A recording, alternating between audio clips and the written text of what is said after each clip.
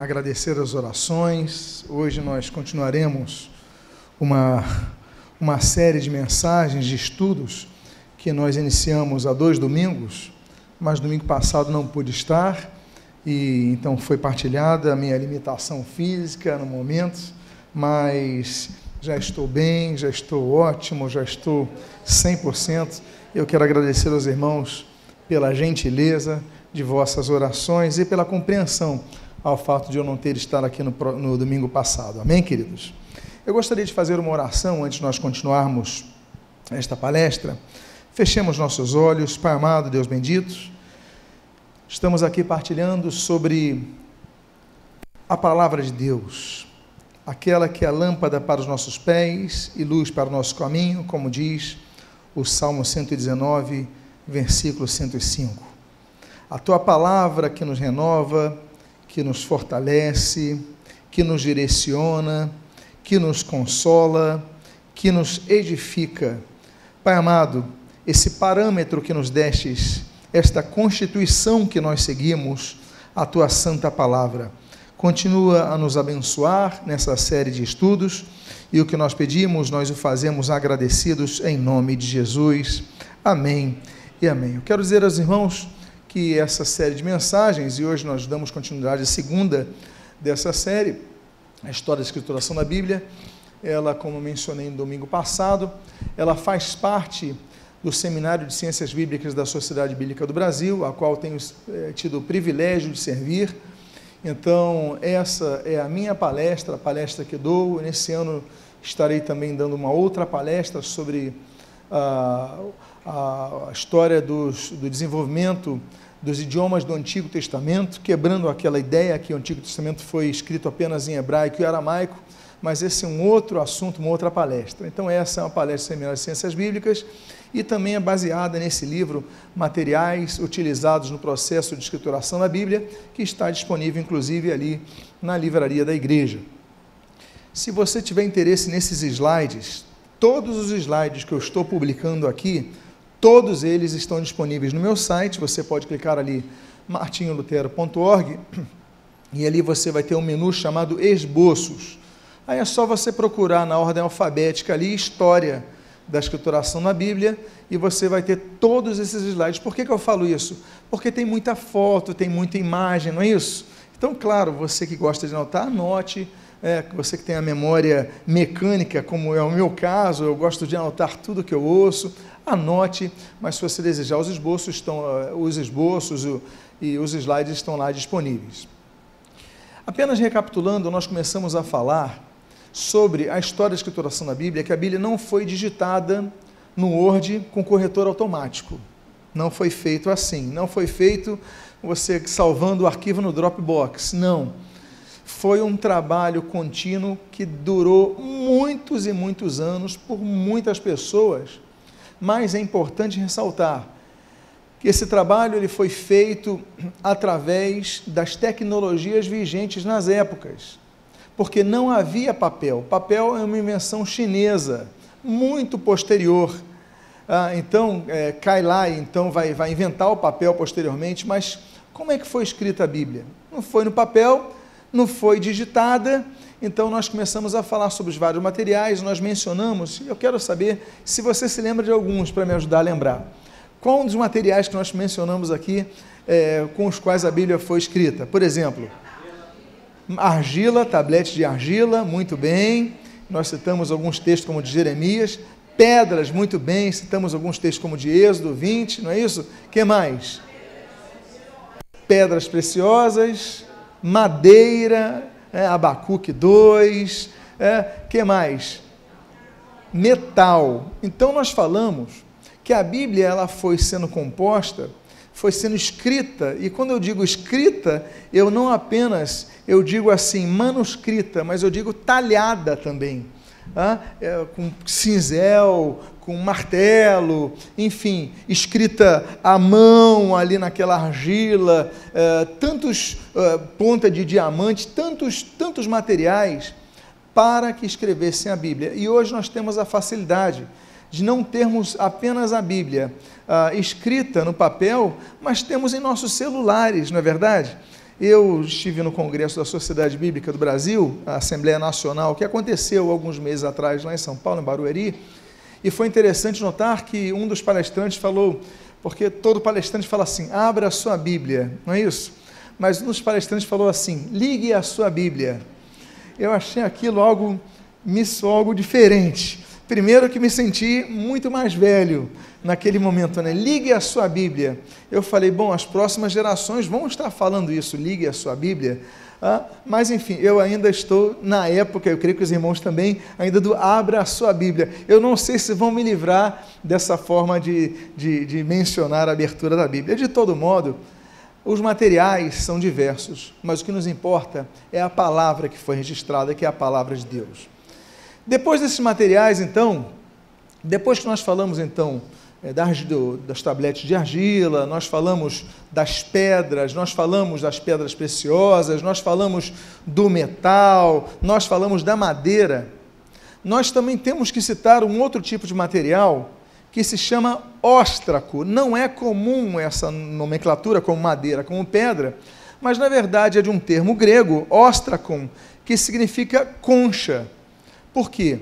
Porque eram fragmentos de concha, inicialmente fragmentos de concha, depois cerâmicas quebradas, que eram reutilizadas, materiais fáceis de encontrar. Então, quebrou um jarro, a pessoa não jogava tudo fora, ela aproveitava para anotar ali, porque era uma forma de transmitir material. Bom, podemos dizer que textos da Bíblia foram escritos nesse material? Os originais não podemos dizer. Eu volto a dizer o que mencionei na palestra passada. Não existem os chamados autógrafos. O termo autógrafo, para nós, é uma coisa diferente, não é verdade? Mas, em termos de arqueologia, autógrafo é o material original. Então, não existem autógrafos da Bíblia. Eu volto a dizer que algumas Bíblias, algumas comissões colocam assim, de acordo com os originais da Bíblia. Quando você vai comprar a Bíblia, está escrito na primeira página, de acordo com os textos originais. Isso não é verdade. Isso não procede com a verdade. Por que não procede com a verdade? Porque nenhuma Bíblia está de acordo com os textos originais, uma vez que não foram encontrados os textos originais, nenhum deles. O que foram encontrados são textos muito antigos da Bíblia. E que foram, claro, sendo confirmados, quando você vai achando um, vai achando o outro, e claro, agora, o que seria mais correto, e eu entendo mais honesto, de dizer de acordo com os textos mais antigos da Bíblia, ou os mais próximos aos originais. Então, não podemos supor se textos da Bíblia foram escritos em óstracos. Mas existem textos antigos da Bíblia, que nós temos, manuscritos antigos, em óstracos. Bom, então nós temos alguns exemplos, óstracos, então ostras, jarros quebrados, cerâmicas, pratos, cascos de tartaruga. Por exemplo, esses cascos de tartaruga que você está vendo, eles têm as mais antigas inscrições da escrita kanji, que é uma escrita antiga, de onde vai vir o japonês, do ano 1100 a.C. Então você vê que é uma época bem antiga, né? Correlata um período um pouco anterior a Davi, então um pouco anterior à monarquia de Israel, e nós temos então óstracos sendo usados na a principal ilha do Japão. E na China também. Nós temos, por exemplo, um osso, isso daqui é um osso humano, e você consegue ver aqui, eu não sei se você consegue enxergar aqui, esses escritos em chinês, consegue enxergar? Isso entrou no 1500 e 1100 a.C. Então você vê que em várias culturas, as pessoas, não havia produção de papel, não havia indústria, ainda não havia uma grande produção para importação do papiro, posteriormente, vamos falar sobre isso hoje, do pergaminho. Então, as pessoas escreviam onde podiam, e aí nós temos então essa inscrição em chinês, muito antiga, 1500 a 1100 a.C., nesse material que nós chamamos de óstraco. Bom, os egípcios, todos nós sabemos dos papiros do Egito, mas os egípcios escreviam no papiro quando tinham textos sagrados, porque para eles o Nilo era um rio sagrado. O material que vinha no Nilo, a planta do papiro, era um material sagrado, então eles não escreviam qualquer coisa no papiro.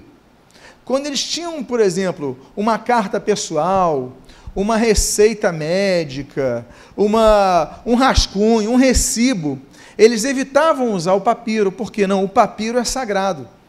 Então, geralmente, só anotavam no papiro ou textos que falavam de divindades, textos sagrados, textos da vida após a morte, ou também escreviam no papiro os textos oficiais do faraó. Aí você fala assim, mas por que vai anotar textos políticos no papiro se era só sagrado? Eu quero lembrar vocês a diferença entre faraó e rei. A diferença do rei para o faraó é que o rei é humano, mas na percepção dos egípcios, o faraó era uma mistura de humano e divino. Ou seja, um ato político do faraó também era um ato religioso. Então você vai ver menções de guerras, de escravos dominados pelo faraó, a família do faraó. Ora, tudo isso é assunto religioso para os egípcios. Agora, não sendo assunto religioso, o resto era escrito em óstraco, ok? Nós temos, por exemplo, um contexto muito interessante de uma descoberta de 1935.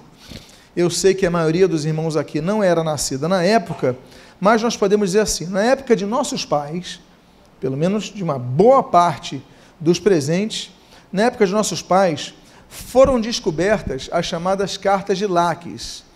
Eram 21 óstracos. Por que isso é importante para nós que amamos a Bíblia? Quem aqui ama a Bíblia e ama estudar a Bíblia? Então, você que ama a Bíblia, por que isso é importante? Porque eles foram descobrir algo em 1935, que é algo historicamente recente. Encontraram óstracos e que eles apresentam confirmações de textos da Bíblia, de eventos da Bíblia, como, por exemplo, de guerras descritas em Jeremias.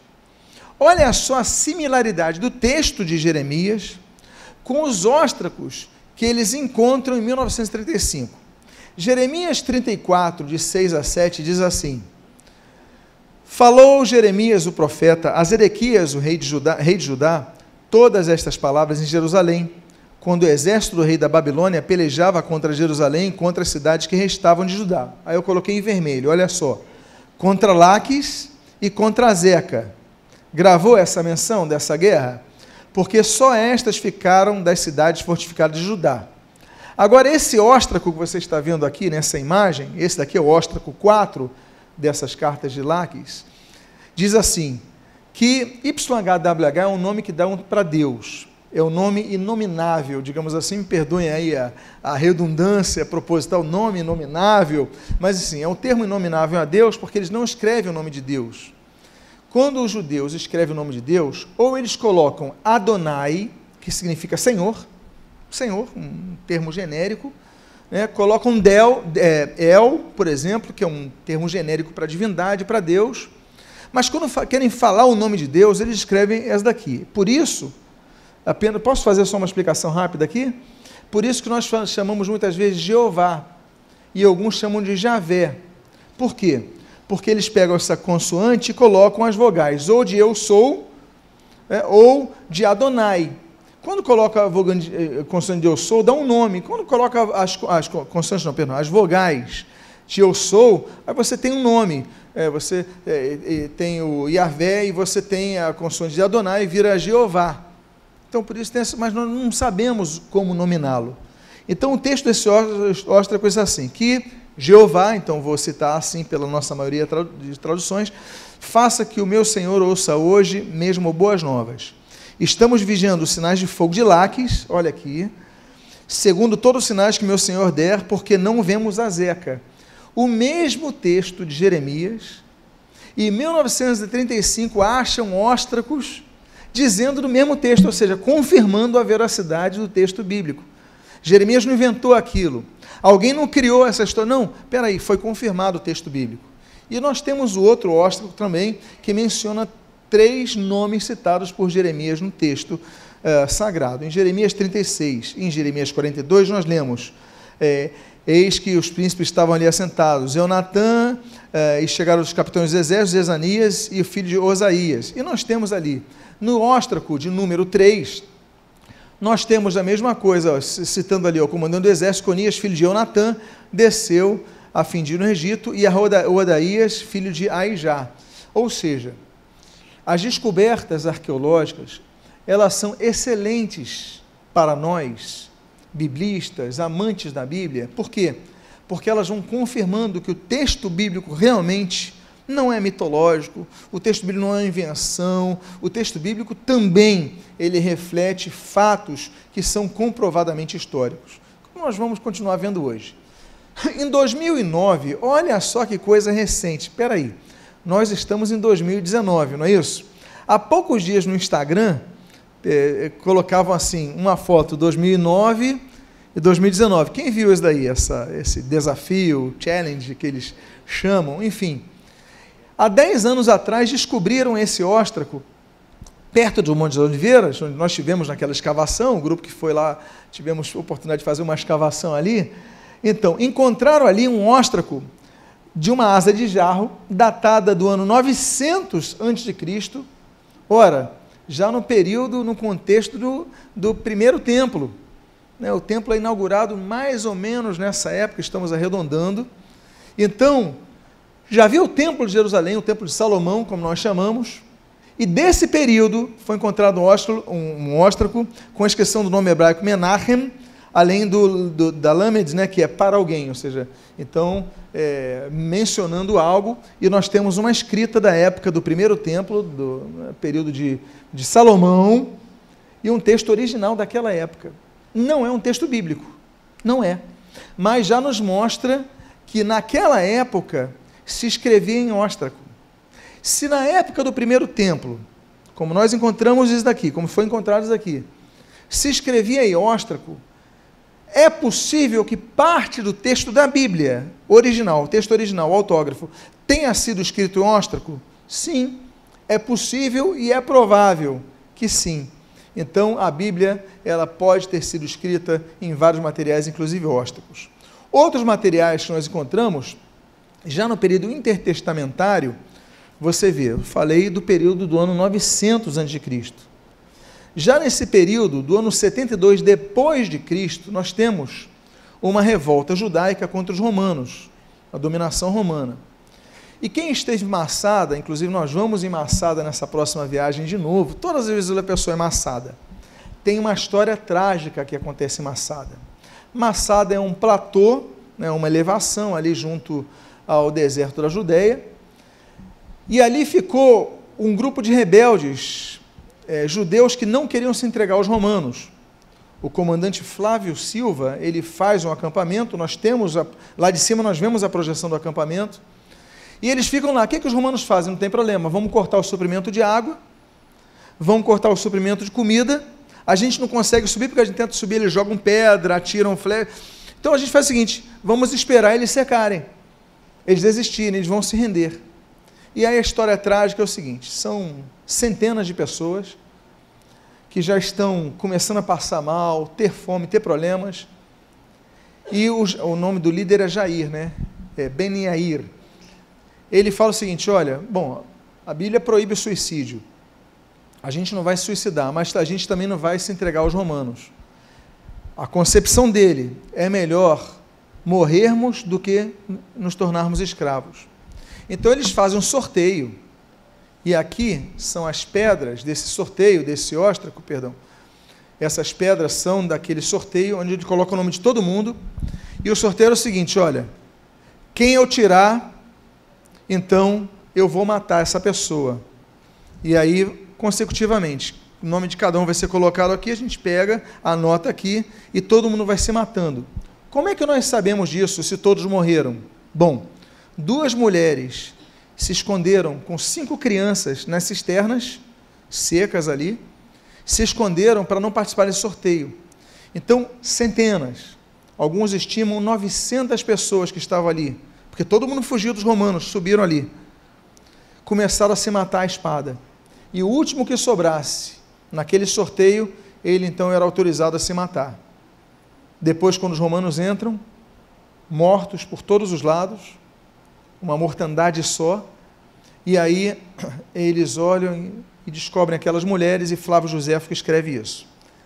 essa tragédia, ela é simbólica para os judeus, porque os judeus até hoje, quando eles se formam no exército, eles visitam Massada para fazer um juramento, os soldados judeus, né? Eles chegam lá e falam assim, olha, nós nunca vamos nos render, ou seja, nunca mais vai acontecer um holocausto, nunca mais vai acontecer os pogromos europeus contra os judeus, a gente não se entrega mais, a gente morre, mas luta pela nossa liberdade. Bom, isso daí é um contexto que eu estou falando do exército judaico de hoje, ok? Estivemos lá, estivemos alguns irmãos lá, e ali nós vimos isso. Mas o que nos importa na palestra de hoje é isso, que nessa época, vocês lembram então que na época do primeiro templo se usava a escrituração de óstraco, e você percebe que nessa época, depois de Jesus, que eu estou falando do ano 72 depois de Cristo, se usava também óstraco.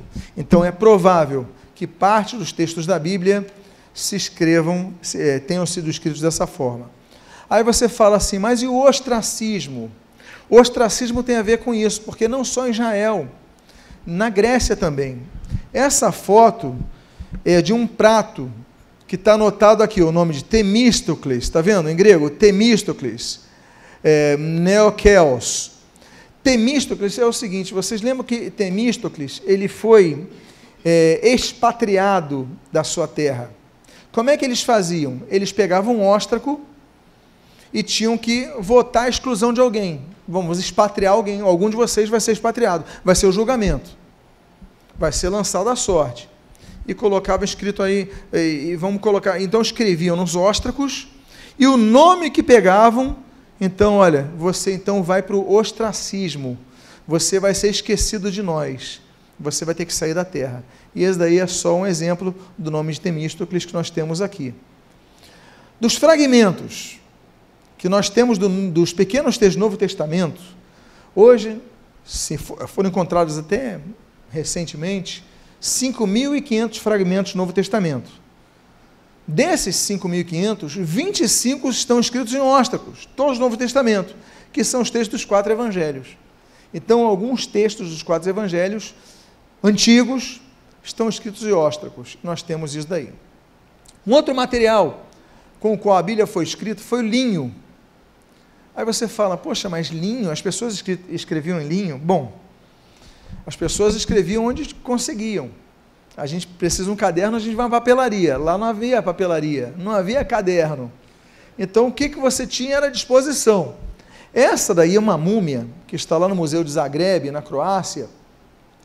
E, enfim, um oficial croata, né, ele comprou lá, quando esteve em Alexandria, no Egito, uma múmia de uma mulher que viveu em 150 antes de Cristo. Estou no período intertestamentário. E quando foram desenrolar essa múmia, ficou esse esqueleto, né? Mas quando desenrolaram a múmia, eles viram que todo o linho que estava ao redor dessa múmia estava escrito. E o mais interessante, estava escrito em etrusco. Esse é o texto mais antigo que nós temos do etrusco, que é uma língua antiga que se falava na Península Itálica. Bom, será que a Bíblia foi escrita também em linho? Bom, é possível, não podemos supor. Era raro, não podemos supor.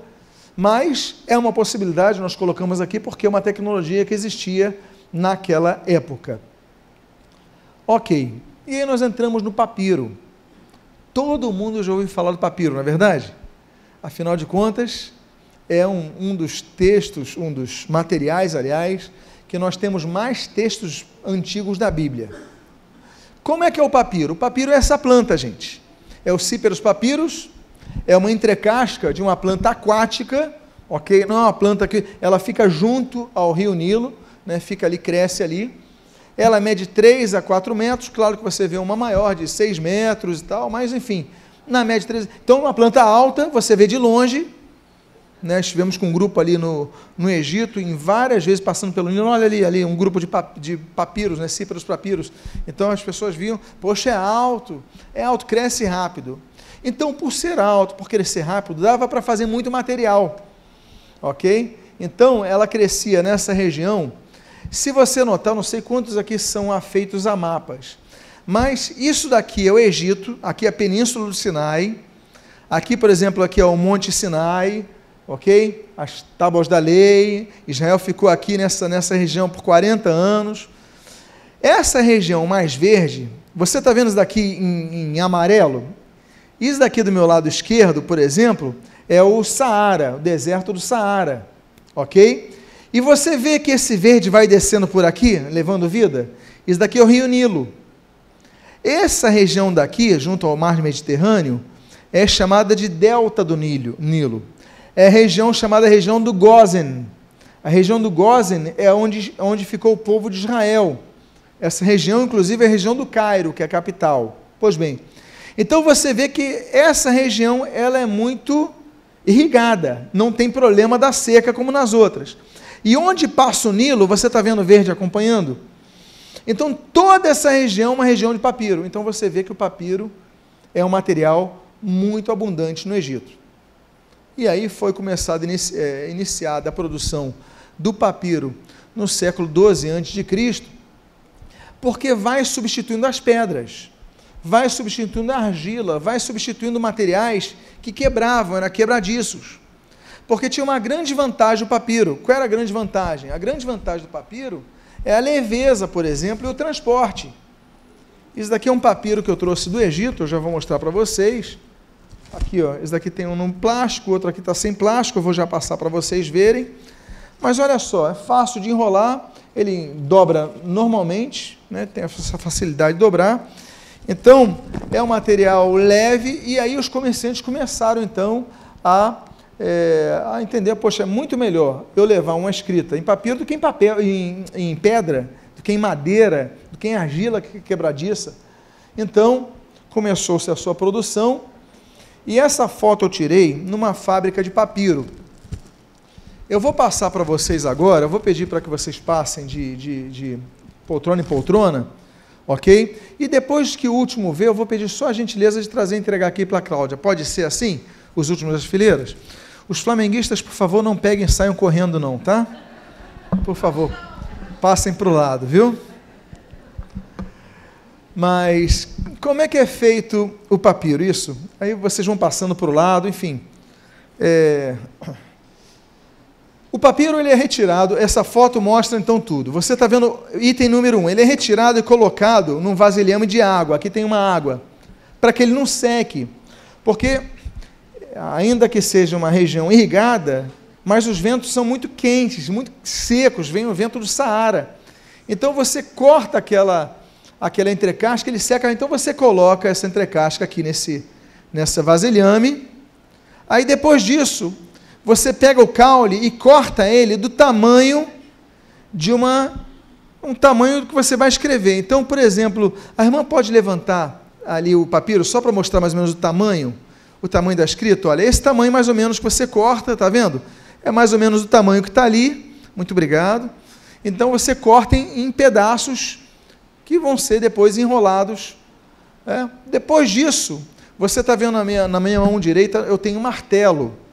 Eles começam a socar. Então, eles pegam essa entrecasca, cortam a entrecasca e começam a socar esse papiro.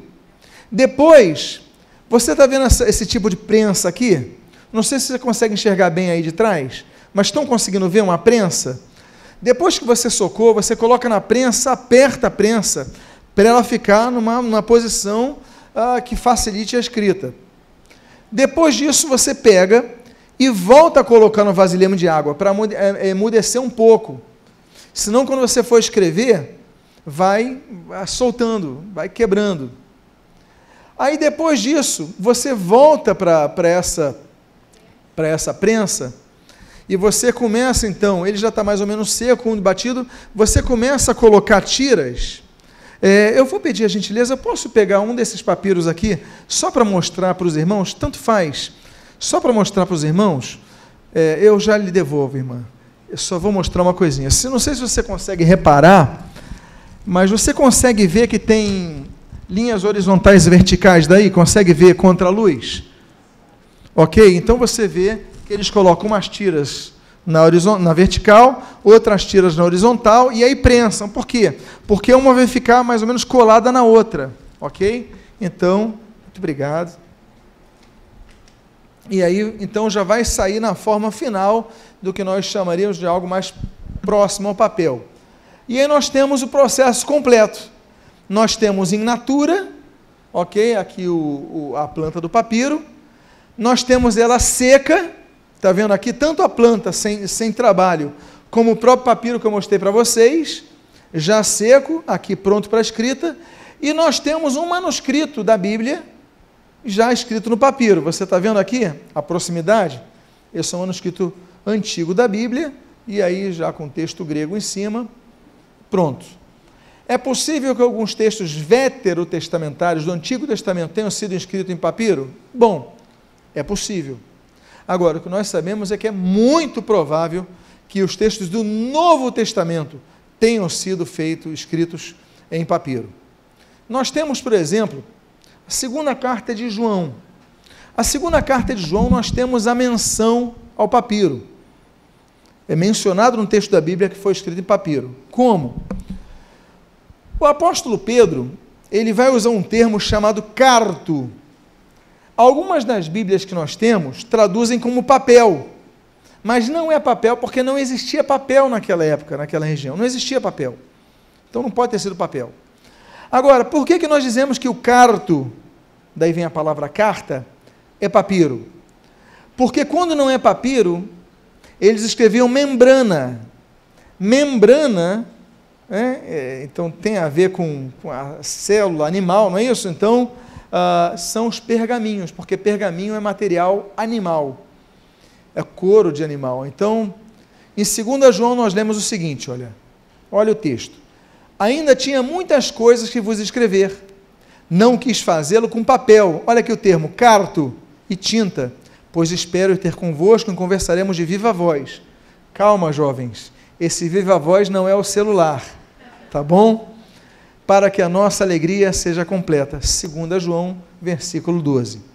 Então, a tradução da Bíblia coloca papel, não é papel, porque não existia papel. Então, carto apontava para o papiro. Portanto, a segunda carta de João, ela é escrita em papiro, como nós podemos perceber. Nós temos alguns papiros, com textos antigos do Novo Testamento, como esse de Mateus, por exemplo, que é datado já do ano 250 depois de Cristo, mas é um papiro muito antigo que nós temos, de Mateus 1 e alguns versículos, e aí foram sendo descobertos novos papiros ao longo dos séculos, e aí eu tenho uma relação dos papiros do Novo Testamento, em vários locais, a Universidade de Pensilvânia, Museu Arqueológico de Florença, a Biblioteca Nacional da Áustria, a Biblioteca Nacional da França, Biblioteca Britânica, Museu Britânico, enfim. Então nós temos vários locais onde você pode encontrar os manuscritos da Bíblia do Novo Testamento ali em papiro.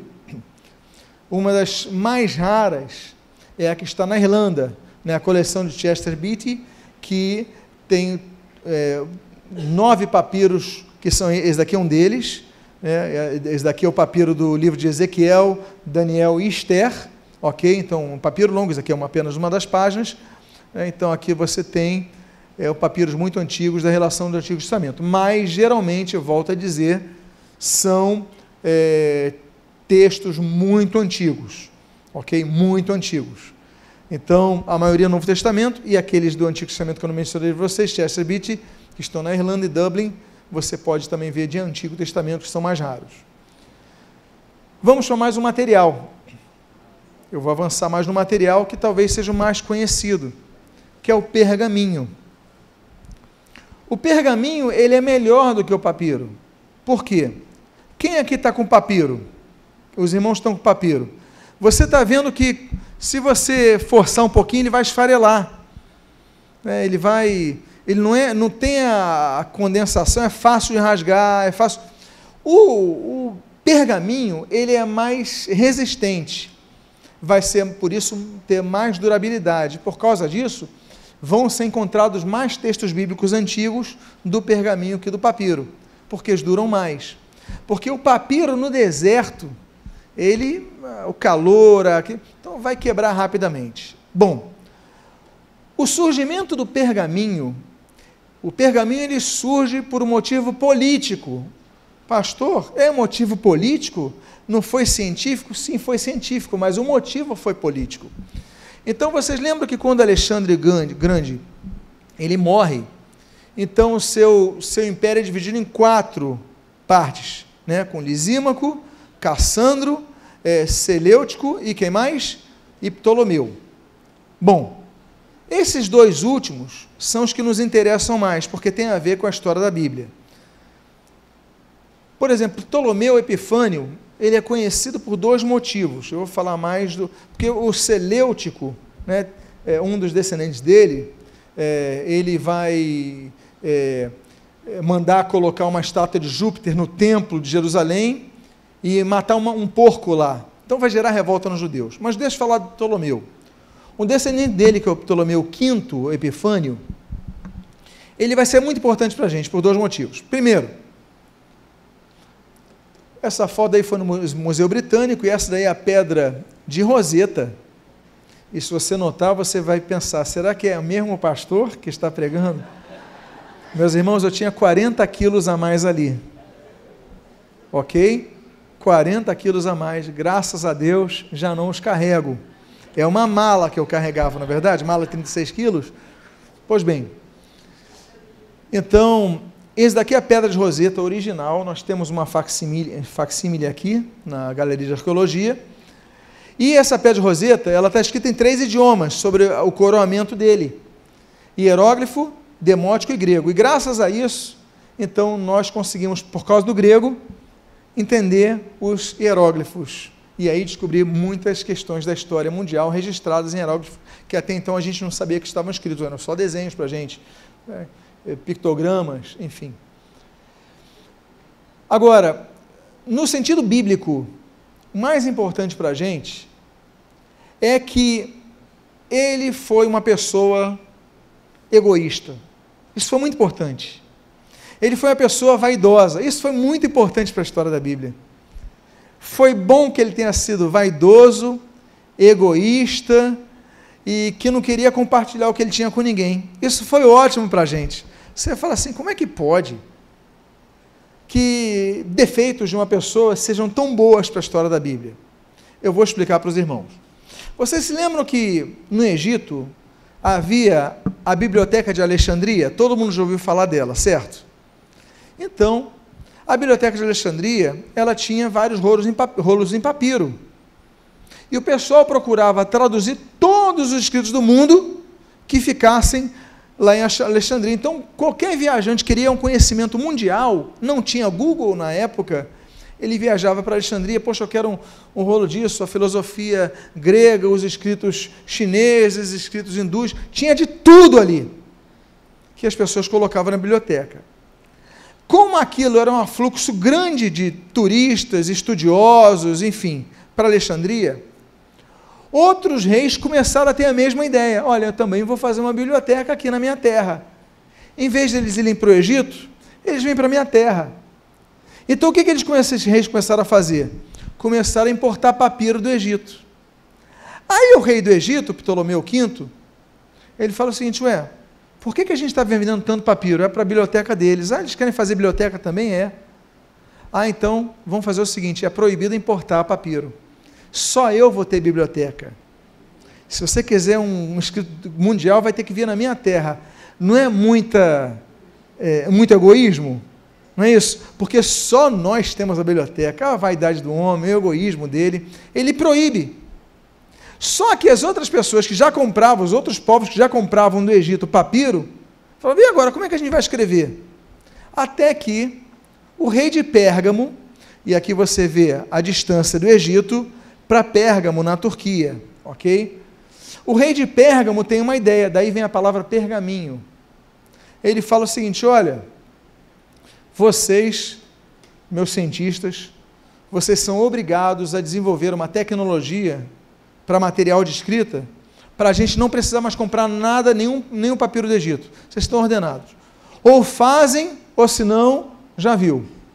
E ali os cientistas, coitados, tiveram que começar a criar, sob a ameaça do rei de Pérgamo. Aqui é a cidade de Pérgamo, uma das 7 igrejas da Ásia, aqui são as ruínas antigas.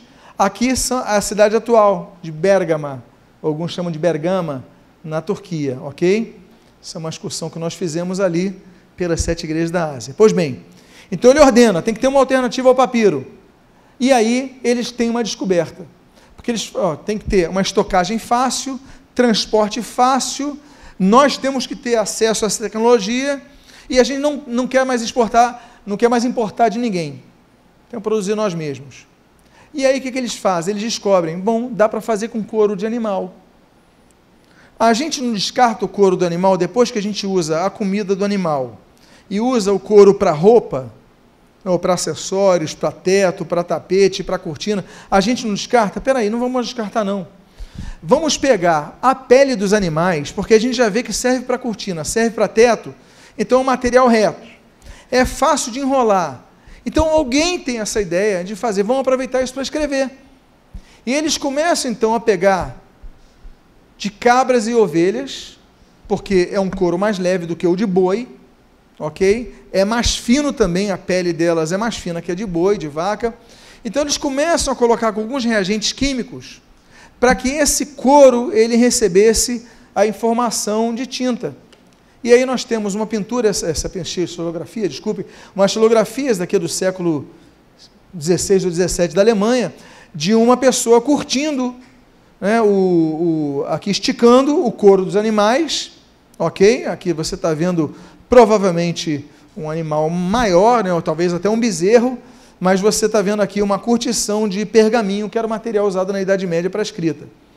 E foi então, assim, as pessoas falaram, mas em Pérgamo, eles trabalham esse material que está vindo de Pérgamo, eles fazem, nós também podemos fazer, porque nós também temos cabras e ovelhas. Nós temos animais. E aí começa então a se popularizar em todos os povos o pergaminho, ou seja, o material que vem de Pérgamo. E com isso, as importações do Egito caem, as exportações do Egito, as importações desde o Egito caem, o governo passa a ter crise financeira por causa da ganância do sujeito, não impediu dos outros terem suas bibliotecas. Não foi bom nesse sentido? Enfim, todo mundo se libertou disso. Por que foi muito popular? Primeiro, facilidade de material disponível. Todo mundo aproveitava rebanho. Todo mundo tinha rebanho para comer. Usava para roupa, usava para esse mobiliário da casa. Bom, agora vamos usar para escrever também. Segundo, cai o preço, pelo mesmo motivo. Já vai ter que matar o animal de qualquer maneira para comer, então a gente aproveita, não gasta nada mais. É só a curtição. Colocar alguns reagentes químicos para facilitar. Terceiro, não precisamos gastar dinheiro com importação, nem as taxas governamentais do Egito. Fica mais barato para a gente. Quarto, mais durável que o papiro. O papiro é muito fácil, muito frágil. E aí nós temos um exemplo de um material que serve para pergaminho. Então nós temos aqui na galeria da Bíblia, aqui na igreja, todos esses materiais que vocês vão ver quando saírem da igreja, vocês sempre percorrem eles, são todos pergaminhos. Todos esses materiais que vocês estão vendo são pergaminhos do século XVI, do século XVII, são páginas da Bíblia. Porque as pessoas usavam pergaminho, mas só que não tem, você não sabe que é de um animal, porque não tem esse formato, porque estão recortados de maneira retangular, mas são pergaminhos, chamados pergaminhos texturizados. Ok? E aí então, eles começam a desenvolver isso, e o pergaminho só vai ser substituído de maneira definitiva com o surgimento do papel. O Brasil é um dos poucos países, existem alguns países sim, mas poucos países que ainda produzem material em pergaminho. Você sabia disso? Uma curiosidade? A Casa da Moeda, ela emite alguns títulos das letras do Tesouro Nacional em pergaminho. Alguns países fazem isso, e não em papel moeda. Enfim, mas só uma curiosidade. Agora, o pergaminho na escrituração da Bíblia. Bom, em primeiro lugar, é importante dizer que no período do Novo Testamento, todas as regiões dos autores sagrados, Judéia, Síria, Ásia Menor, que é a Turquia hoje, Grécia e Roma, todos eles, Itália, todos eles já tinham à disposição pergaminho. Então é provável que grande parte dos materiais do Novo Testamento tenham sido escritos em pergaminho. E nós vemos, por exemplo, algo muito interessante das duas tecnologias de material de absorção de tinta na Bíblia. O apóstolo Paulo, quando o apóstolo Paulo escreve a sua derradeira carta, vai escrever a Timóteo, ele vai mencionar 2 materiais, sendo que um deles é pergaminho. Olha o que ele diz aqui em 2 Timóteo 4,13.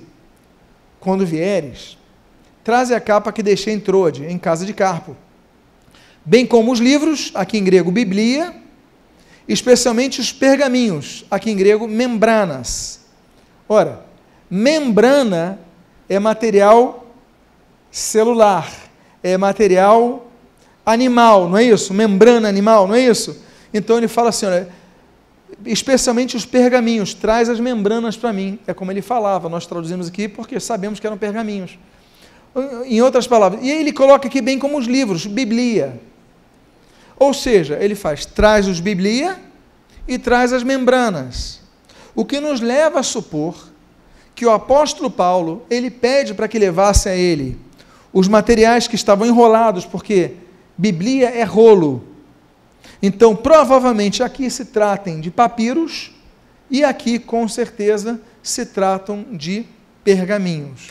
Portanto, no período da escrituração do Novo Testamento, eles usavam comumente, liam comumente os 2 materiais, porque estamos nessa fase de transição.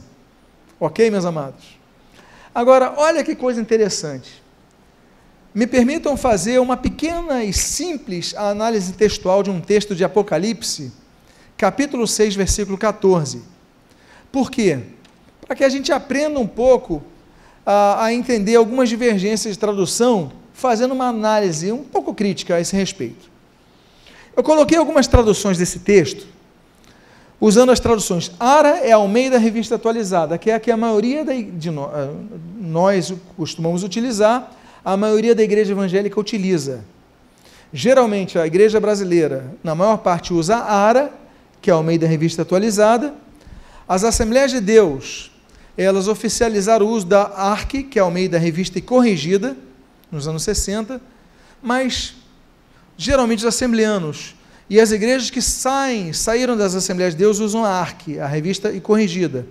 E as demais denominações, Nova Vida, Batista, Metodista, Nova Vida recente, Batista, Metodista, Presbiteriana, as demais usam a Almeida Revista Atualizada. E agora, em 2017, lançaram a nova Almeida Atualizada. As duas dizem o seguinte: o céu recolheu-se como um pergaminho quando se enrola.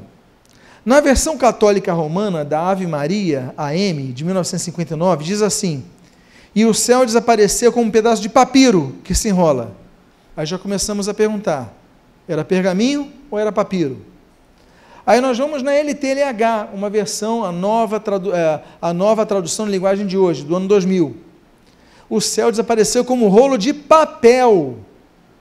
Ora, papel? Mas não existia papel na Bíblia. Então, mas é claro, nós entendemos que a ideia da NTLH é facilitar o entendimento, não é isso? O objetivo deles é esse. Então, eles já temos ali pergaminho, papiro, papel.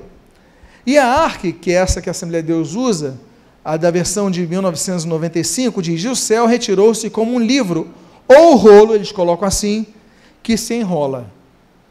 Qual dessas é a tradução mais correta, mais fiel aos originais? Ninguém sabe, porque não temos originais. Muito obrigado. Mas qual é a tradução mais próxima aos textos mais antigos? Bom, o pergaminho, da Almeida Revista Atualizada, da Nova Almeida Atualizada, o papiro da Ave Maria ou o papel da nova tradução da linguagem de hoje? Aí vamos aos trechos gregos mais antigos. Eu uso dois: Textus Receptus, 1894, que, aliás, as versões mais antigas são as que os reformadores usaram, e o Nestle Aland, que, de 1895, mas revisada por Metzinger em 1993. Olha o que diz. As duas são muito parecidas, eu vou ler a de baixo, porque tem as diacríticas, é mais fácil para a leitura. Kai ho Uranus apecoriste os biblion elissomenon. Você vê que os dois textos, o Textus Receptus e o Nestle Aland, dizem biblion no texto mais antigo em relação ao original. Biblion significa literalmente rolo, ou também livro, mas é mais rolo.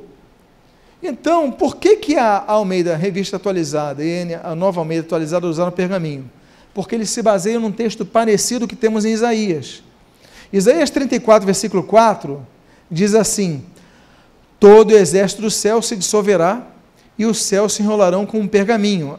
Se você notar o hebraico aqui, está Sefer, e Sefer, em hebraico, nós temos que voltar aqui, mas Sefer em hebraico também significa isso, rolo. Então, talvez a versão mais próxima à realidade seja a questão dos rolos antigos, da versão da revista corrigida, que fala que estavam enrolados como num rolo ou livro, mas não em pergaminho, não em papiro, não em material, ok? Não podemos dizer, nem com base no texto de Isaías, uma vez que ele fala do Sefer, fala do rolo do livro que era lido, ok? No próximo domingo nós entraremos na fase final desse estudo. Eu espero que vocês estejam sendo edificados, conhecendo mais da Bíblia Sagrada, esse livro que nós amamos, esse livro que nos norteia, esse livro que nos edifica, esse livro que nos restaura.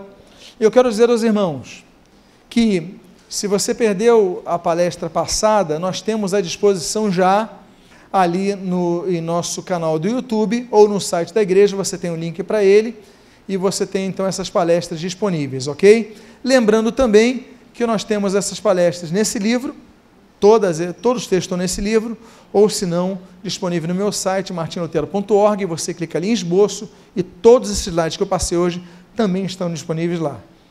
Ame a sua Bíblia, estude a sua Bíblia,